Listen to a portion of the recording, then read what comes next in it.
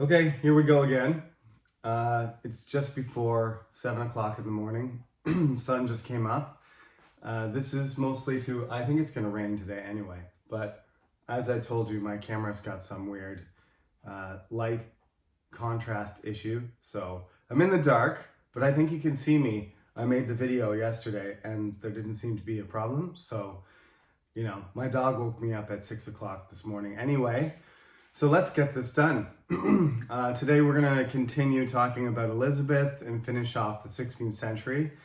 I don't think we're going to be able to get to King James, so we'll have a lot to talk about on Friday, but that's how it goes. What I left off basically saying is there were some 5 major issues that were in the background constantly, and they come and go depending on basically how good the leadership is. And the British government starts to change. Obviously, the War of the Roses, the government was just kind of unstable and kings and queens were switching, but Henry VII stabilized things and started to make things more secure so that officials kept their positions, and there was one king and then his son became the next king and so on. So there's sort of a more of a consistency over the 16th century. But as you know, Henry had 6 wives and his whole life sort of mission in some sense failed because the Reformation that he wanted got out of control. He died, so he never saw what happened. But as I explained to you, it's very important to realize that if you were a regular English person, you would have been Catholic, and then the king would have said, everybody, now you're Anglican. But just behave as you were, and just respect me and worship me as the leader of the church. And some Catholics decided that was fine and became Anglican, but many of them did not. The ones that were important that did not, like Thomas More, went to jail and usually got executed. So he died, but then his son, who had grown up being educated by upper class aristocrats who were Protestant, he pushed the country farther Protestant. So it made it even more uncomfortable to be Catholic when he was the king. Then he died. Mary comes around. She's half Spanish and super Catholic. And she says, everybody's going to be Catholic and there's no exceptions.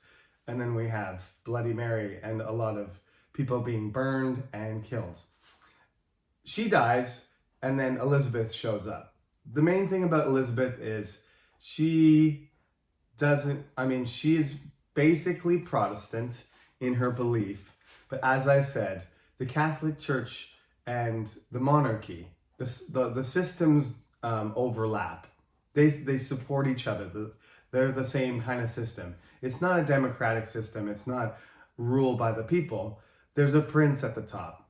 Often, Queen Elizabeth will refer to herself as a prince, and often the Pope will be referred to as a prince as well, because that's what they are. They're hereditary leaders. In the case of the Pope, there's an exclusive group of cardinals that chooses the Pope, but they end up having the same sort of power once they get elected. Anyway, Elizabeth herself, she realized that the most important thing was she was a woman and she was young, and that somehow she needed to control this country, become powerful enough to manage a kingdom that really didn't want a queen, especially after Queen Mary, which was a disaster.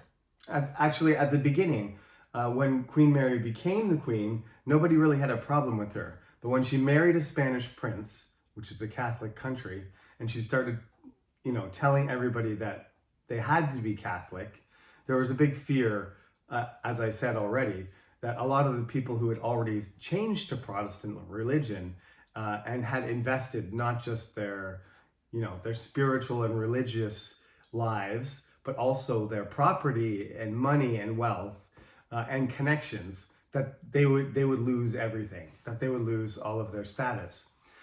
So Queen Mary, being extremely unpopular by the time she died, didn't make it easy for Queen Elizabeth to ascend the throne and maintain her power. But she had strategies for dealing with this.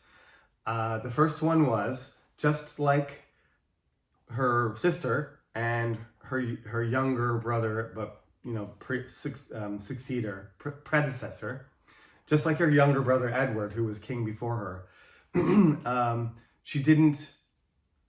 she kept taxes low, because if she raised taxes, who knows what would have happened. She might have lost. There might have been a revolution. She might have been replaced or something like that. She wasn't able to raise taxes because that's an incredibly unpopular thing. Same thing, even Henry VII. He just was not in a position to make money from taxes. But you need money to run your government and your household. It's not just running the government. It's the fact that you're a king and you have castles and you have servants and you have guards, officials, and you have to support people that go on voyages to other countries. And so she's got a big problem there. But let's talk about, first of all, one more time, back and forth, right? Catholic, Protestant, Catholic, Protestant. Everybody's pretty much confused by this point, or just, secretly holding on to their own beliefs, or in some cases coming, depending on who's the king or the queen, being aggressive and suddenly coming out and putting pressure on other people. This is going to cause a huge problem. But her solution, as I said, was to create an Anglican church that had a lot of the elements of the Catholic Church, which would keep most Catholics, not all, but most Catholics happy, but to use an English Bible and to reduce all the ceremonial things, and to have the English priesthood, the bishops, deliver and communicate in vernacular language, in English. So this religious compromise is very famous. It's one of the maybe the most savvy moves that she did. It made all the people that were sort of the majority of the people in the middle happy. It made the serious extreme Catholics angry, and it made the radical Protestants, the Puritans, we'll come back to them again, furious. But it kept the peace, and the religious issue sort of still was bubbling. It became a subculture, if you will. Instead of this constant counterculture, dominant culture, back and forth, this pendulum, she balanced it so that the dominant culture was Anglican, and then there's some other religious opinions, but they're subcultures and they're mostly not causing trouble. One of the things about Elizabeth that is the greatest thing for us, and I guess I'm going to have to say for me, is the number of poets, the number of writers and dramatists that were able to express themselves and to create beautiful plays, language, poetry for us that we still have today. Shakespeare, of course, is the iconic one. He, other than Chaucer we consider the father of English language, because he sort of consolidated English into the Canterbury Tales and other Troilus and Cressida and other things that he wrote. And before he gathered those pieces of Middle English together, there really wasn't, it's not a dictionary, I'm not saying that, but a lot of the writers of Elizabethan's time, almost all of them read Canterbury Tales and were heavily influenced. Shakespeare is one of them, because of the poetry, the alliteration, the way, the style, the vocabulary. He was starting a process that would result in Shakespeare. So I would say something like Chaucer is the father of English, and Shakespeare is the master. You you can't really have Shakespeare grow up and become the great bard and the master of language that he is if Chaucer doesn't come before him. It's not just Shakespeare. There's Marlowe, there's Spenser, there's Johnson, there's John Donne. There's a whole group of them. There's a whole cohort. It's a moment sometimes. It's just like there's a generation of super talented people.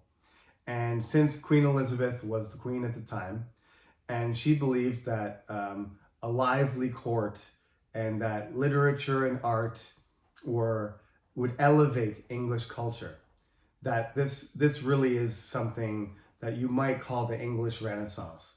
Now I know the Italian Renaissance started hundreds of years before, right in the middle of the Black Death, right?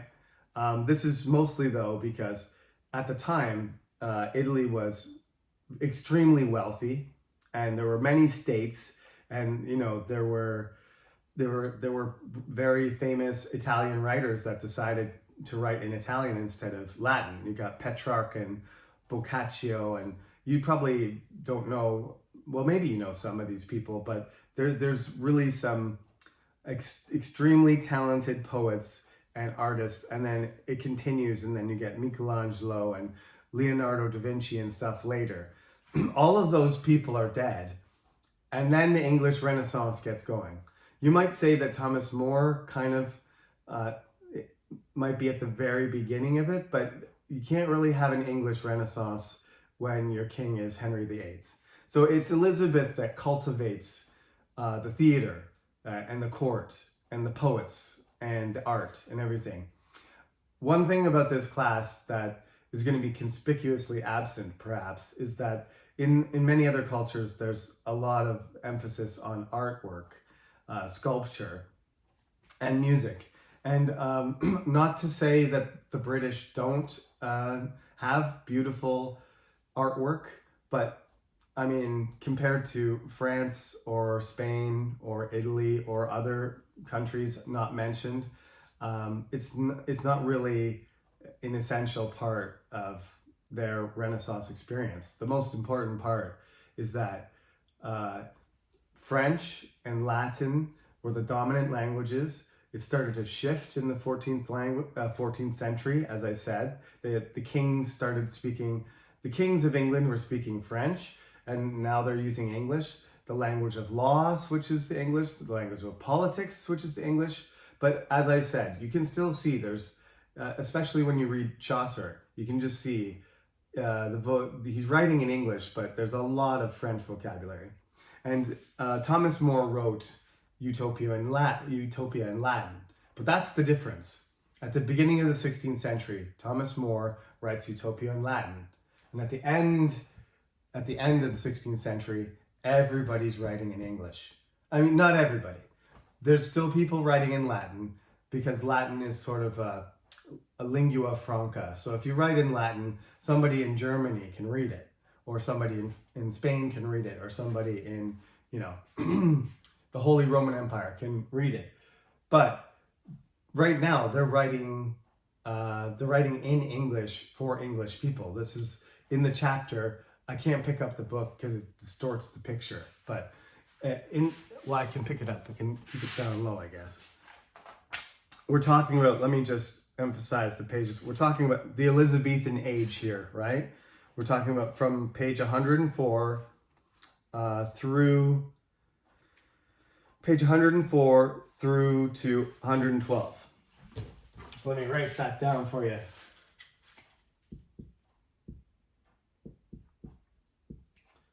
So pages 104 to 112, that's what we're trying to cover in our lecture today, starting from the Elizabethan age and stop at the English Civil War, okay? So poetry and drama sort of is encouraged. It grows almost like a flower, and then it just gathers steam. And Shakespeare is, as I said, he's the one everybody knows everywhere. He's the symbol of this, but he's in a whole group. There would be no Shakespeare if there wasn't 100 other playwrights, and of course there's actors and everything. One thing about the 16th century drama, Elizabethan drama, which you may or may not know, is that women were not allowed to act. So even though there's a lot of female characters in many of the dramas, all of those characters were played by men. We don't have time to go into that, but obviously part of the reason is acting is seen as a kind of low level, low class, a bit crude profession, inappropriate for women to do. And the other part is it's a patriarchal society, and there's a certain amount of discrimination going on everywhere. But I don't really think women were excluded because they didn't have acting talent. If you watch Shakespeare in Love, it's a really great movie, and it's about a woman pretending to be a man playing a woman, and then Shakespeare falling in love with who he thinks is him, and it turns out to be a her. There you go. Check that out, and then be confused for a while, and then think, oh, well, gender issues. Maybe I should think about that more carefully. Okay. Financial problems continue. She can't tax the country without getting a lot of kickback, if not protests and some sort of like revolt. So she's got to do something, and she doesn't have a lot of money. Henry VIII got rid of all of it, and Edward and Mary didn't help. One of the things that she does, which is super unpopular also, is she gives these monopolies out to people. So basically, we think of a monopoly, it means one company or a person has complete control over a product. But what she did is basically she would, as a form of payment, one of the barons, one of the lords or dukes or earls, she would give them control over one product. For example, soap. Okay, and that person, he wouldn't be the owner of all the soap companies. Instead, that man, it was almost always a man. I don't know of any cases when it was a woman, but it could have been. That this upper class person, she would give the monopoly on soap to them, and they would have the ability to set the price and to collect a tax on the soap. So she wouldn't have to take the responsibility for collecting the tax. Very clever, again. I'm not taxing soap. Lord Jeremy is. So if you have a problem, you can talk to him. But this is what they did, of course. They did set the price, right? They did set the price too high or too low, or collect some of the profits. And this was a very unpopular thing. But this was a way of her sort of getting around directly taxing people. Of course, remember, they're still taxing. I shouldn't say that people aren't paying tax. It's just they haven't raised the taxes since like 1453, right? You can't, inflation, the cost of everything has gone up, but the tax rate has remained low, right? You have to increase taxes. Everybody knows this. So the taxes, by the time Elizabeth dies, you've got the taxes being collected are over 100 years out of date, right? So they actually need to raise the tax rate something like 300%.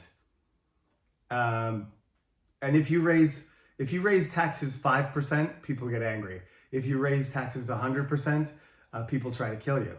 So the other clever thing she did, I'm not going to tell you everything she did, but here's another clever thing she did. She always had to entertain. She always had guests from other countries. She always had rich people. She had a court, and she had to have important people close to her.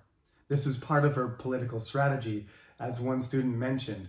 There's groups of men in faction, and they were kind of competing for her permission, for her to give them favors, or to allow them to do their business ventures, or for her to approve of some law or action.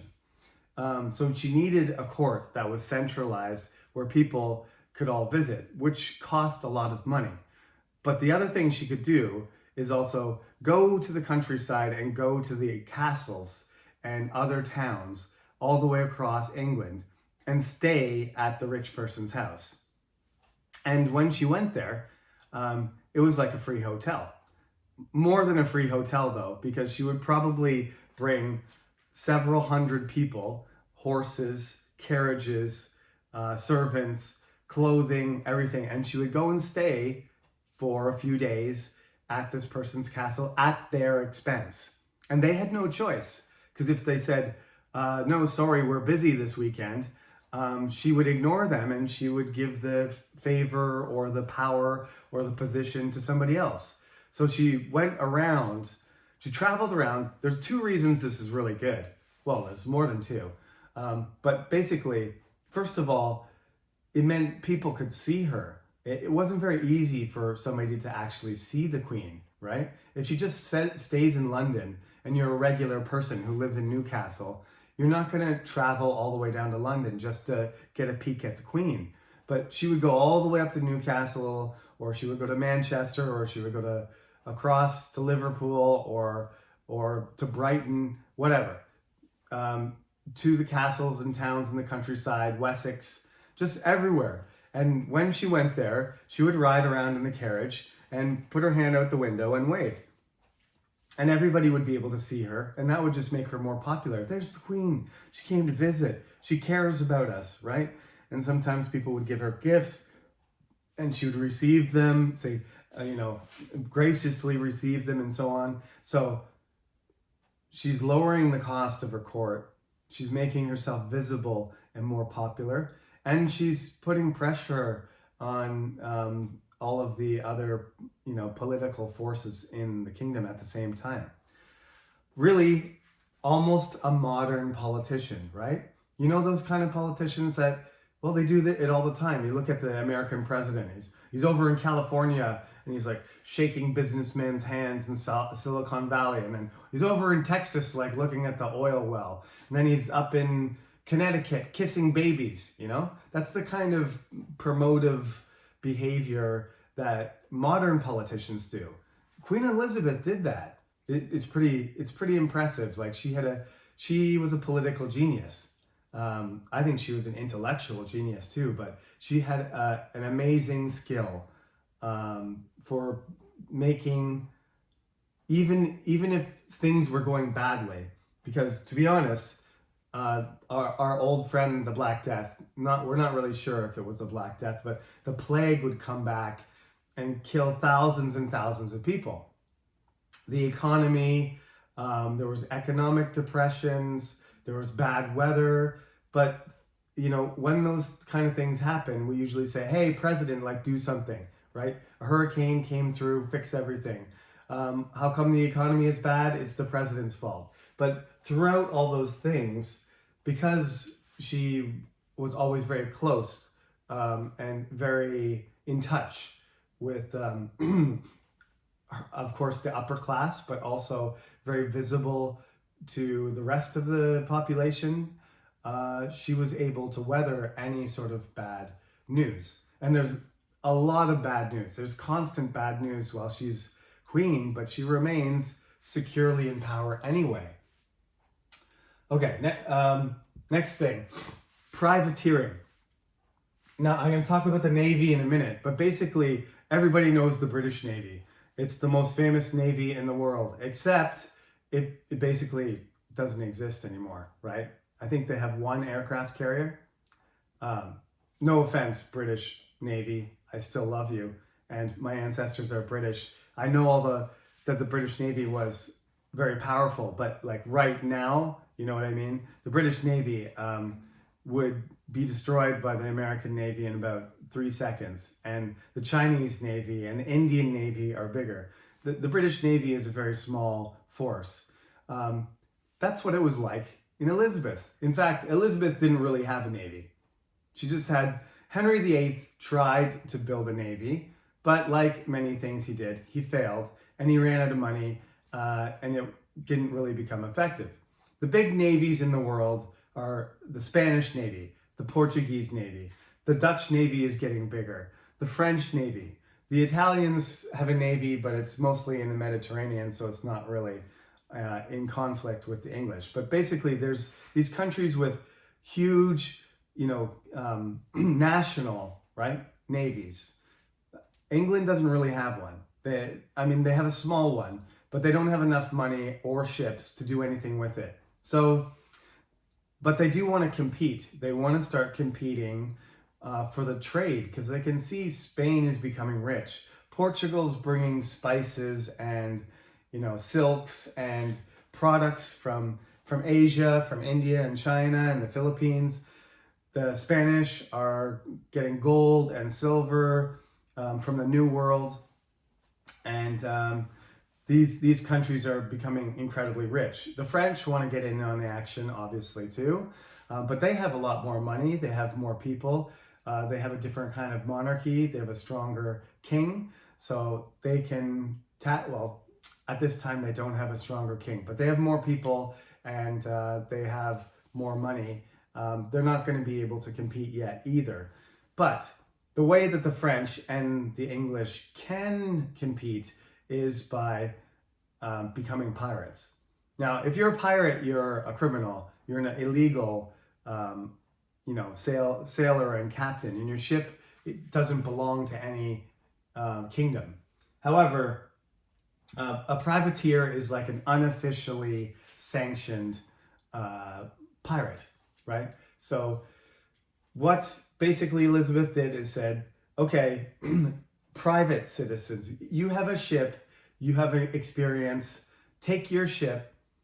I'm unofficially supporting your expedition. Go explore, go find resources, and if you bring back wealth, then you have to give a certain percentage of it to me. 20% of what you bring back, you have to give to me, whatever it is. If you steal it, if you find it, if it's trading slaves, unfortunately, this is one of the darker sides of this. Whatever commodities or resources or wealth or ships you capture, bring them back, and then you have to hand over some of it to me, and the rest you can keep. Okay, and this program worked really well, too well. So it's really going to start making the Spanish angry, and they're going to say, English, Queen Elizabeth, English, stop attacking our Spanish galleons and trying to steal our gold, or we're going to go to war. And she'll say, oh no, I have nothing to do with it. I don't know what you're talking about. But she does. She knows exactly what's happening, and she likes it. But diplomatically, she pretends that she's innocent. Okay, next thing. So these are a few of the things she just has to resort to try and keep the country going and keeping enough money flowing. Everybody wants her to get married right away. Nobody knows exactly. Well, we know she didn't want to get married because if she married somebody, they would become the king, and then she would become subordinate, right? At the time, the king would automatically, if she married somebody that the English people accepted, unlike Mary's husband, the King of Spain, basically the English people said, no, we're not going to listen to you, even though you're the king. But if Elizabeth married an acceptable match, a prince or the prince or princess or duke of some other European state, that person would become the king. And they would have to either rule together, but more likely the king would rule England and Elizabeth would not. So that's the first problem. She wants to be in power. She wants full power of the state. So she doesn't want to marry because of that. When she was in the Tower, some people speculate that she was harassed constantly because of that. She was right as soon as she becomes the queen, every single available single prince or duke, she's the number one choice, right? She's tall, she's got red hair, she's young, She's pretty, she's intelligent, and she's the queen of a country. Like, she is the number one choice for a bride. So there's lots of suitors, there's lots of potential, and all of her advisors and all the counselors and the people in parliament are like, when are you going to get married? Who are you going to get married to? And she keeps telling them, it's none of your business, leave me alone.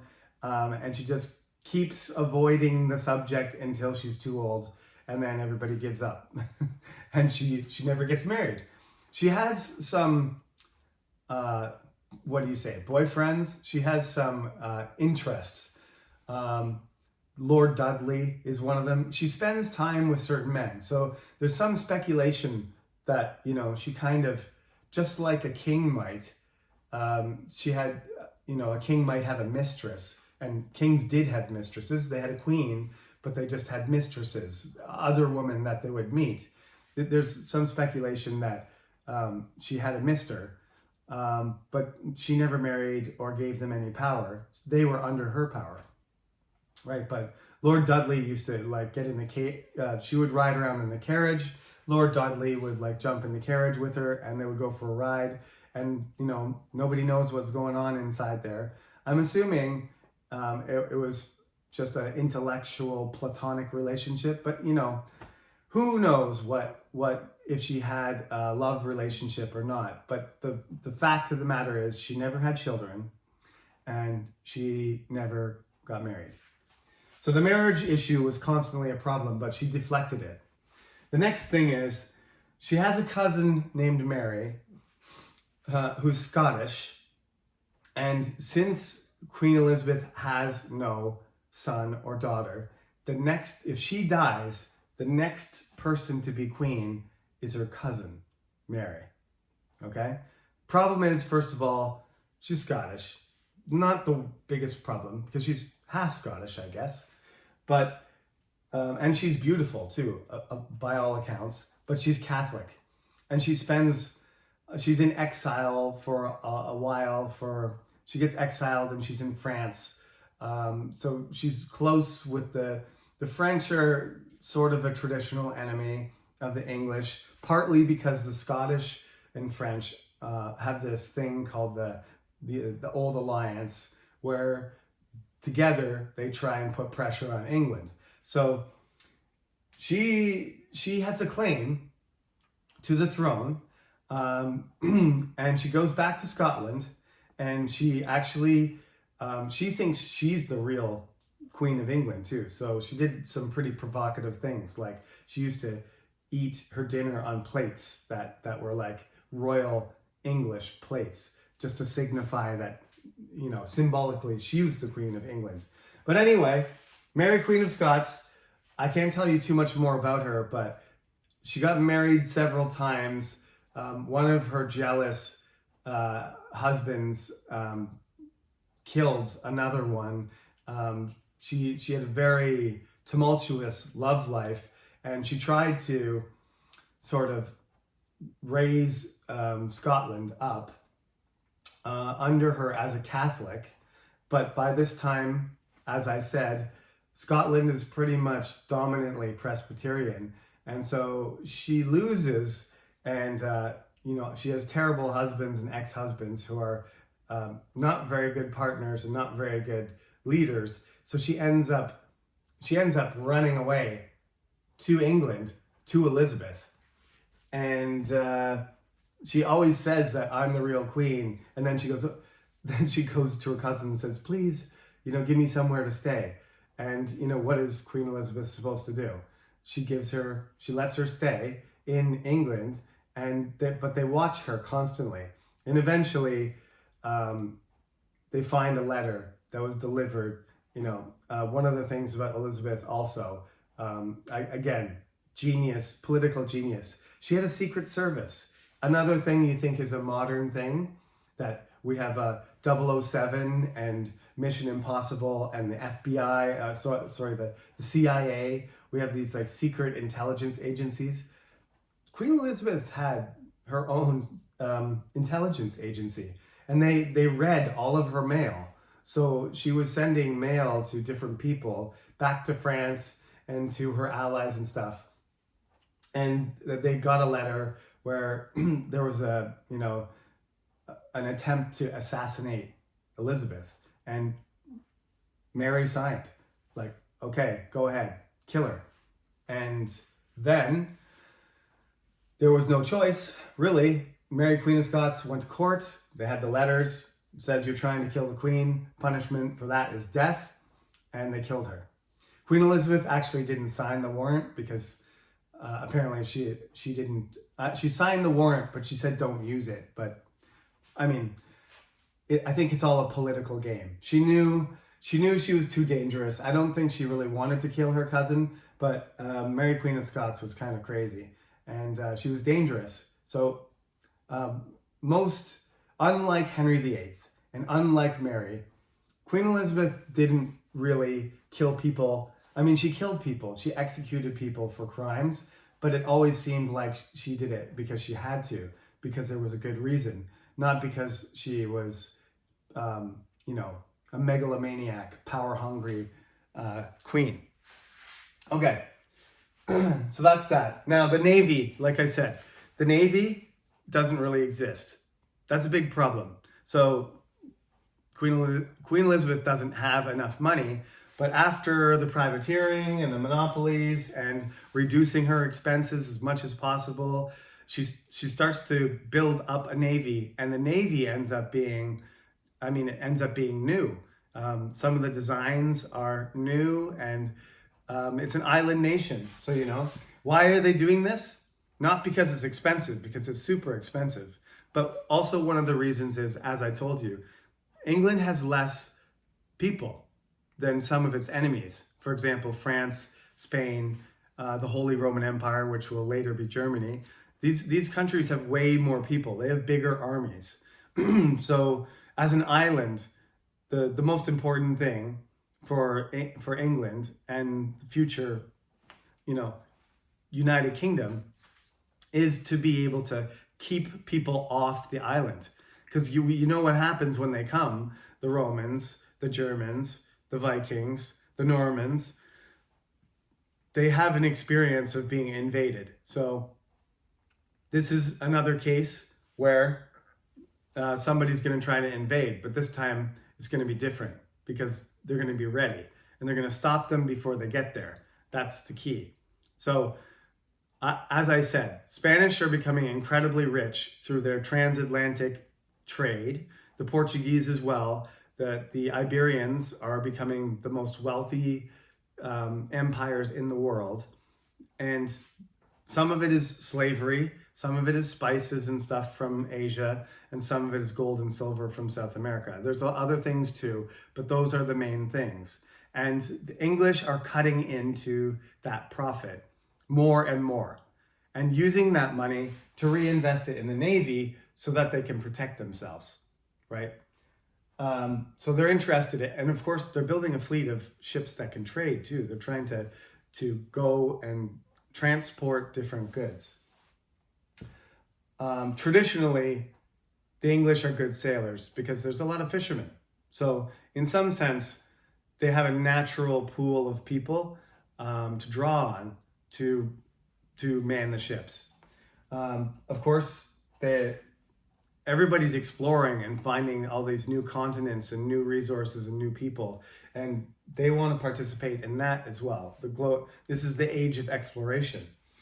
That, like I just said, related to fishing and stuff, they're good sailors. The English have always been some of the best sailors in the world. The technology, of course, when you start shipbuilding and you're designing new ships and you have the resources for it, then your ships are going to be better quality, and they are.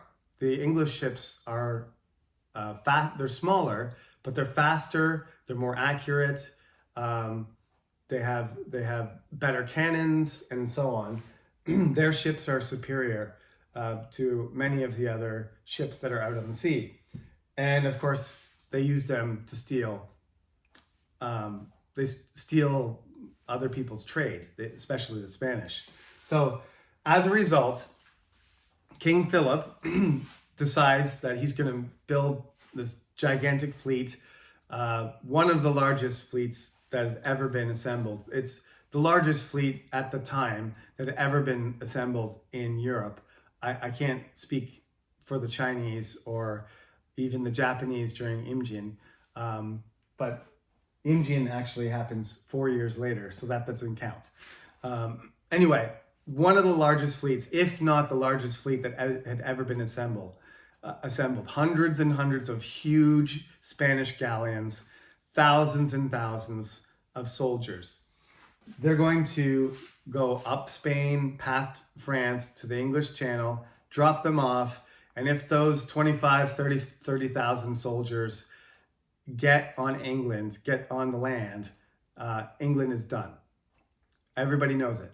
Basically, Queen Elizabeth is there on a horse, in some armor, giving a speech at Tilbury saying, "We'll fight them," just like a Winston Churchill type thing. I may have what did she say exactly? I may have the body of a woman, but I have the heart of a prince, right? Amazingly beautiful speech, but it would not have mattered. She was speaking to a bunch of people with pitchforks and, straw hats and leather caps. And there wasn't very many. There was probably a large crowd, but when the Spanish came with all their steel armor and their experience fighting and their guns, they would have been completely wiped out. So it was up to the Navy to stop them. Sir Francis Drake has become, and was at the time, the most famous pirate, explorer, sailor, soldier, okay? Gambler. He was a very interesting character. He managed to circumnavigate the world. He went all the way around the world and didn't die. Magellan tried to go around the world, but he died in the Philippines. Always, everybody says Magellan went around the world first, but actually one of his ships made it, but Magellan died in the Philippines. So Francis Drake is the first captain to go all the way around the world. And he brought back a whole bunch of gold and booty and spices and everything, which made Queen Elizabeth pretty happy. But in this case, the Spanish Armada, super expensive, but Spain is really, really rich. But they almost go bankrupt building this enormous fleet. And it looks like it should be invincible. And they pray to God that we will be able to destroy the Protestant, right? The Protestant heretics. But the problem is, 6 months before the Spanish Armada leaves, their admiral dies, and he gets replaced by another high-ranking Spanish person, a duke, who's never commanded ships. He has no idea how to lead the ships. But King Philip says, "Don't worry, you'll be fine. Look at the size of our fleet, and God is with us anyway, so get out there." So he has no idea what he's doing. They take a long time. They take years to build these ships. The men are starting to get sick. There's not enough food. They don't have enough supplies and cannonballs.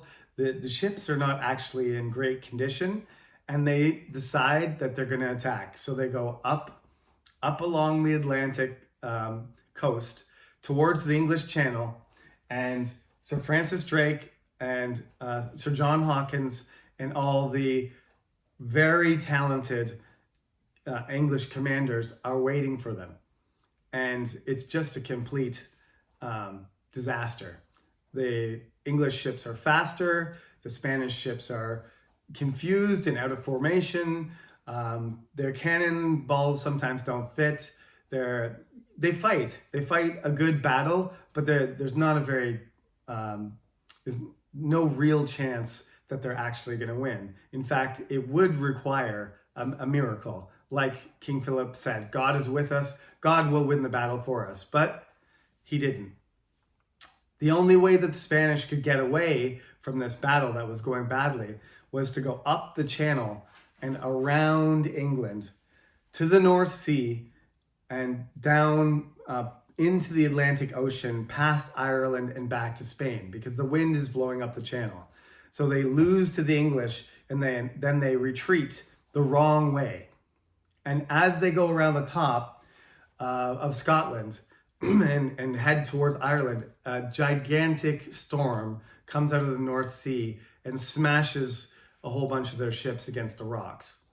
So they have a damaged fleet, which was defeated in a battle, and then a storm comes out of nowhere and finishes them off. So when they come back to Spain, there's a bunch of destroyed ships and sick men out of the hundreds and hundreds of ships and thousands of men that left.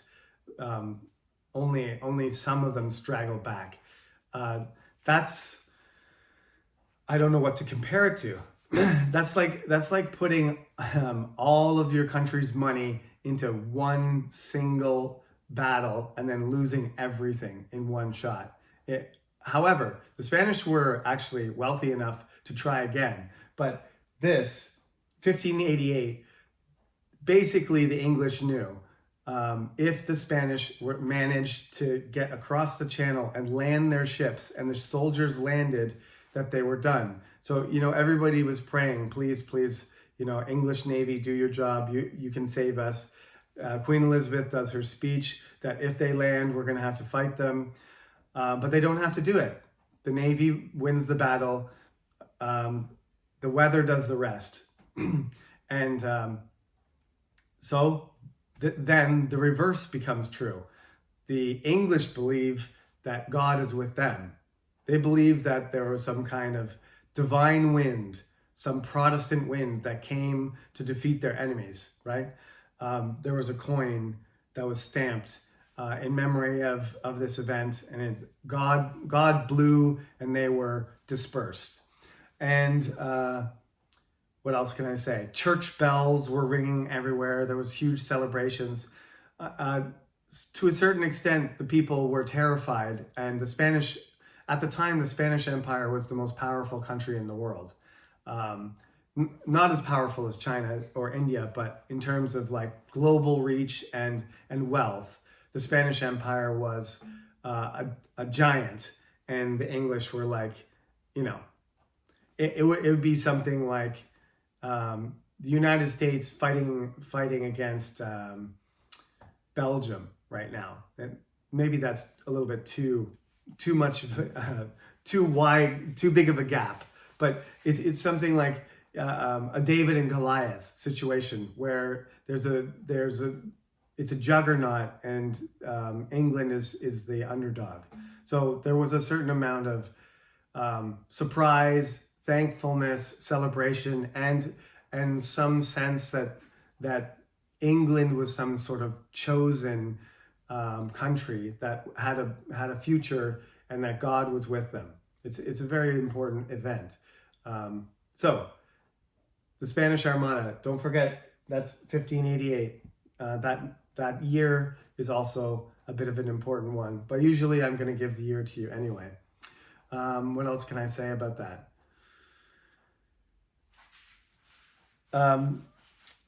I think actually we'll stop there. I think the clock is ticking there. So there's not too much more to say about Elizabeth after that, except that she gets older and older and she tries to preserve her appearance, and nobody's allowed to represent her image as an old woman. She always has to look like a young, beautiful, when they stamp things or they paint things. You'll never see an old picture of Queen Elizabeth I because it was illegal. Okay? So the next time we'll have to talk about when she dies and who she chooses to take over after her. We'll talk about the Stuarts and the Civil War and the 17th century, and that'll wrap everything up for the quiz that we have next week. Remember, there's no quiz this week. Okay, thank you for listening, and see you on Friday.